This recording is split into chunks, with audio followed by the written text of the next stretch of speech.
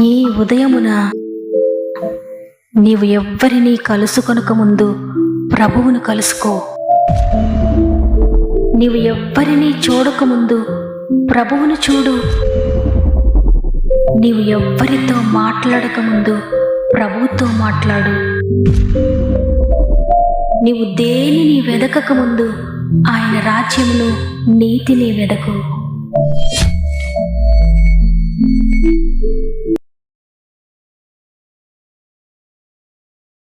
Praise the lord. ఈ ఉదయకాలమున God first అనే ఆధ్యాత్మిక కార్యక్రమానికి మరొకసారి మిమ్మల్ని అందరినీ హృదయపూర్వకంగా ఆహ్వానిస్తూ, ప్రభువును రక్షకుడైన యేసుక్రీస్తు వారి అతి శ్రేష్టమైన నామములో మీ అందరికీ నా యొక్క శుభములు తెలియజేస్తూ ఉన్నాను. ప్రియ దేవుని బిడ్డలారా, మీరందరూ ఎలా ఉన్నారు? బాగున్నారు కదా? మీరంతా బాగుండాలని, దేవుని కృపలో మీరంతా వర్ధిల్లాలని మీ అందరి కొరకు మేము ప్రార్థిస్తూ ఉన్నాం.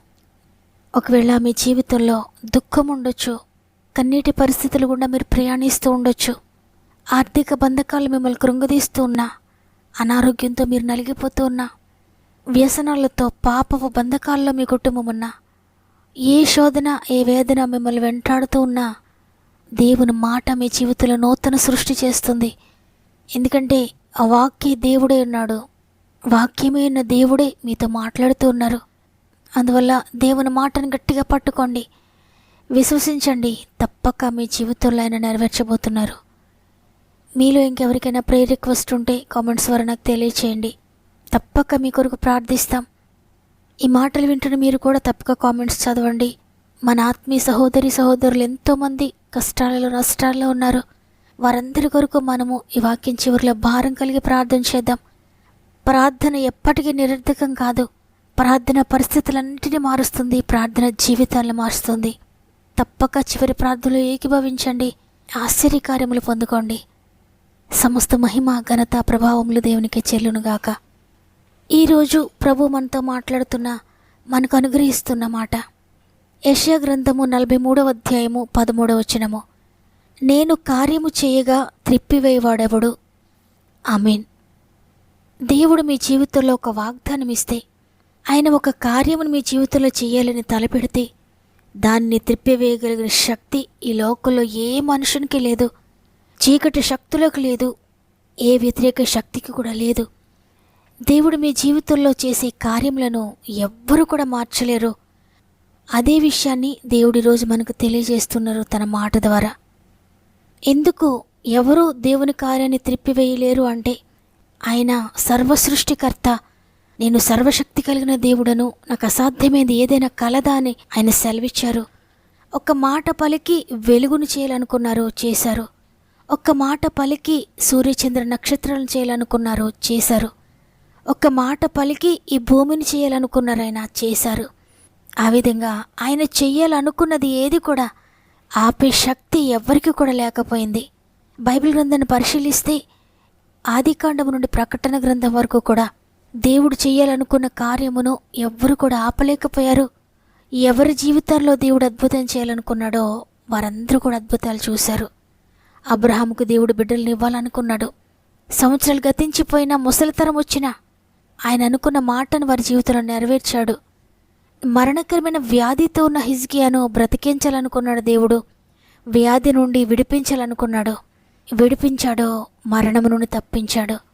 ఆయన చేసే కార్యమును ఆ రాజకులలో ఉన్న వారెవరు కూడా ఆపలేకపోయారు. అదేవిధంగా మరణించిన లాజరును 4 రోజుల తర్వాత లేపాలని ఆయన ఉద్దేశించాడు. ఆయన చిత్తాన్ని, ఆయన ఉద్దేశాన్ని ఆయన నెరవేర్చాడు. 4 రోజులైపోయిన తర్వాత కుళ్ళిపోయిన లాజరు శరీరాన్ని ఆయన లేపాడు, మృతుని సజీవునిగా చేశాడు. ఆ కార్యమును అక్కడున్న వారందరూ కూడా చూస్తున్నారు. అయితే వారెవరు కూడా ఆపలేకపోయారు దేవుని కార్యాన్ని.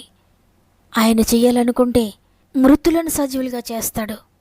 ఆయన చెయ్యాలనుకుంటే లేని వాటిని ఉన్నవాటిగా పిలుస్తారు.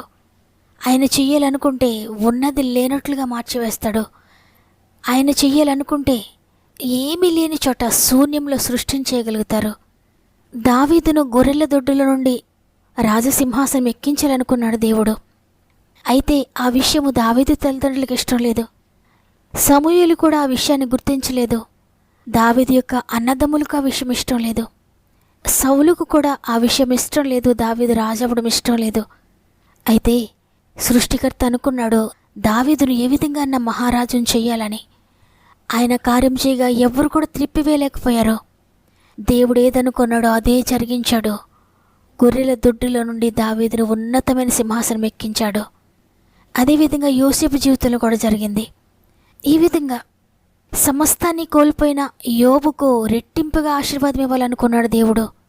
అయితే అతని స్నేహితులు దాన్ని గుర్తించలేదు, అతని భార్య దాన్ని గుర్తించలేదు, యోబు బంధువులు దాన్ని గుర్తించలేదు. అయితే దేవుడు చెయ్యాలనుకున్నాడు, చేసి చూపించాడు. రెట్టింపుగా ఆశీర్వదించాడు యోబును. ఐగుప్తులో బానిసలుగా ఉన్న ఇశ్రాయేలీయులను దేవుడు ఆ బానిసత్వంలో నలిగిపోతున్న వారిని విడిపించాలనుకున్నాడు.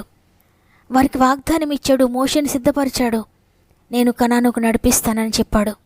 అయితే ఎన్నోసార్లు ఫరో ప్రభు యొక్క వాగ్దానాన్ని నెరవేరకుండా అడ్డగించాలనుకున్నాడు. వారిని బానిసలుగానే ఉంచాలనుకున్నాడు. ఎంతో ప్రయత్నించాడు. అయితే మహోన్నతుడు వాగ్దానాన్ని అడ్డగించడానికి ప్రయత్నించి శ్రమలు ఎదుర్కొన్నాడు. కానీ చివరికి ఓటమును అంగీకరించి ఇశ్రాయేలీయులను పంపివేశాడు. అయితే వారిని పంపివేశాడు కానీ మరలా వారిని వెంబడిస్తూ ఉన్నాడు. వారిని ఏ విధంగానైనా హతమార్చాలని, వారిని తిరిగి తన బానిసలుగా చేసుకోవాలని తరుముతూ ఉన్నాడు. సముద్రం ఎదురైంది.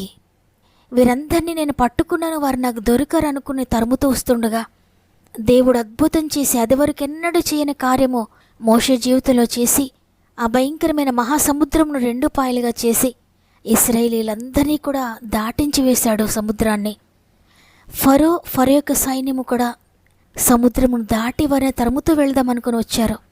భయంకరమైన మారణాయుధాలు పట్టుకొని వచ్చారు. రథములు గుర్రములతో వచ్చారు. అయితే అవేవి కూడా దేవుని కార్యాన్ని అడ్డగించలేకపోయాయి, వాగ్దానాన్ని కదిలించలేకపోయాయి. ఫరో యొక్క సైన్యము, రథాలు, గుర్రాలు, మారణాయుధాలు ఇవన్నీ కూడా నీటిలో మునిగిపోయాయి. మరి వారందరూ కూడా ఎంతో కోపముతో వారిని నశింపచేయాలని వచ్చారు, కానీ దేవుని కార్యానికి వ్యతిరేకంగా చేయాలని వచ్చారు. కానీ ఓటమితో నీట మునిగిపోయారు. గుర్రాలు నీట మునిగిపోయాయి, రథాలు నీట మునిగిపోయాయి, బళ్ళెములు, ఖడ్గాలు, కత్తులు అన్నీ కూడా నీట మునిగిపోయాయి. ఇశ్రాయేలీయులు మాత్రం జయముతో ఎర్ర సముద్రాన్ని దాటి వెళ్ళిపోయారు. వాగ్దానం వారి జీవితంలో నెరవేరింది. అవును, దేవుని మాట నెరవేర్చడానికి ఆయన ఏ విధము చేతనైనా నెరవేర్చగలుగుతాడు. ఆయన ఎవరినన్నా మార్చగలుగుతాడు. ఆయన దేనినైనా తొలగించగలుగుతాడు. ఆయన శక్తి చేత ఎంత కఠినమైన పరిస్థితినైనా మార్చి తన బిడ్డల కొరకు మార్గము తెరుస్తాడు. ఆయన మాట ఇస్తే, ఆయన ఒక కార్యము తలపెడితే దాన్ని త్రిప్పివేసే ప్రయత్నము ఎందరూ చేసినా వారందరూ కూడా ఓటమి చెందాల్సిందే. ఆయన కార్యానికి వ్యతిరేకంగా ఎటువంటి పరిస్థితులు ఎదురైనా మనం భయపడాల్సిన అవసరం లేదు ప్రియ దేవుని బిడ్డలారా. ఎందుకంటే వాగ్దానం చేసిన దేవుడు నమ్మదగినవాడు. దాన్ని నెరవేర్చడానికి ఆయనకి ఎంతో శక్తి ఉంది. ఎంతో ఆసక్తితో ఆయన పని చేస్తాడు. దేవుని కార్యాన్ని అడ్డగించే శక్తులన్నిటికంటే కూడా వాగ్దానాన్ని నెరవేర్చే దేవుని శక్తి ఎంతో ఉన్నతమైంది. ఆయన బలవంతుడైన దేవుడు, ఆయన జ్ఞానవంతుడైన దేవుడు. ఆయనకు ఎదురాడి నిలువగలిగిన శక్తి మనిషికి కానీ దురాత్మ శక్తులకే కానీ దేనికి కూడా లేదు. కాబట్టి ఈరోజు ఈ మాటలు వింటున్న ప్రియ దేవుని బిడ్డలారా, వాగ్దానాన్ని నమ్మండి, రిసీవ్ చేసుకోండి. మీ జీవితంలో ఏ కార్యం జరగాలని ప్రార్థిస్తున్నారో అది ఎంత పెద్ద కార్యమైనా తప్పక దేవుడు మీ జీవితంలో జరిగించాలనుకుంటున్నాడు. కాబట్టి తప్పక జరిగిస్తాడు. దేవుని వాగ్దానాన్ని నమ్మే దాని కొరకు విశ్వాసంతో ఎదురు చూడండి. ఇది ఎలా చేయగలవయ్యా? ఇంత బలమైన కార్యాన్ని ఎలా చేయగలుగుతావు? ఈ మరణకరమైన వ్యాధి నుండి ఎలా విడిపించగలుగుతారయ్యా? ఇన్ని లక్షల అప్పును ఎలా తీరుస్తావయ్యా? ఇంత కఠినమైపోయిన జీవితాలను ఎలా మార్చగలుగుతావయ్యా అని నీవెలా చేయగలవని ఆయనను ప్రశ్నించొద్దు, అవిశ్వాసాన్ని ప్రకటించొద్దు. ఒక్కటే దేవునందు విశ్వాసం ఉంచి ముందుకు సాగిపో. అవునయ్యా, నీవు కార్యం చేయగా త్రిప్పివేసి వారు ఎవరూ లేదని చెప్పండి. తప్పక మీ ప్రతి కార్యమును దేవుడు నెరవేర్చబోతున్నాడు. వాగ్దానాన్ని నమ్ముతున్న వారందరూ ఒక్క నిమిషం నాతో మోకరిస్తారా? ప్రార్థన చేద్దాం. తండ్రి, నీకు వందనాలు. నీ కృపను బట్టి మరి ఒక నూతన తిరుమల మాకు ఇచ్చారయ్యా, నీకు వందనాలు చెల్లిస్తున్నాను. ఈరోజు వాగ్దానం ఇచ్చారు, నేను కార్యం చేయగా త్రిప్పివేవాడెవడు అని. అవును తండ్రి, నీకు సాటి అయిన వారెవరు కూడా లేరు. నీవు కార్యం చేయగా త్రిప్పివేసేవారు ఎవరు కూడా లేరయ్యా. వాగ్దానాన్ని ఎంతమంది నమ్ముతున్నారో అందరినీ నీ చేతిలో పెడుతున్నాను. ప్రతి ఒక్కరి జీవితంలో కూడా ఈ వాగ్దానం నెరవేర్చండి. వారు ఏ సమస్యలో, బాధలో, నష్టంలో, కష్టంలో నీ కార్యం కొరకు ఎదురు చూస్తున్నారో ప్రతి కార్యము కూడా నెరవేర్చి వారి జీవితంలో అద్భుతాలు చూడడానికి సహాయం చేయండి. మీరు కార్యం చేయగా త్రిప్పివేసి వారు ఎవ్వరూ లేరయ్యా. మీరు మార్గము తెరువుగా దాన్ని మోసివేసేవారు, దాన్ని త్రిప్పివేసేవారు ఎవరూ లేరు. నేనా మా ఆత్మీయ కుటుంబం గురించి ప్రత్యేకంగా మేమందరం కలిసి ప్రార్థిస్తున్నాం. ప్రతి ఒక్కొక్కరిని జ్ఞాపకం చేసుకోండి అయ్యా. పాపముతో, శాపముతో నలిగిపోతున్న వారిని, వ్యసనాల్లో ఉన్న వారిని విడిపించండి.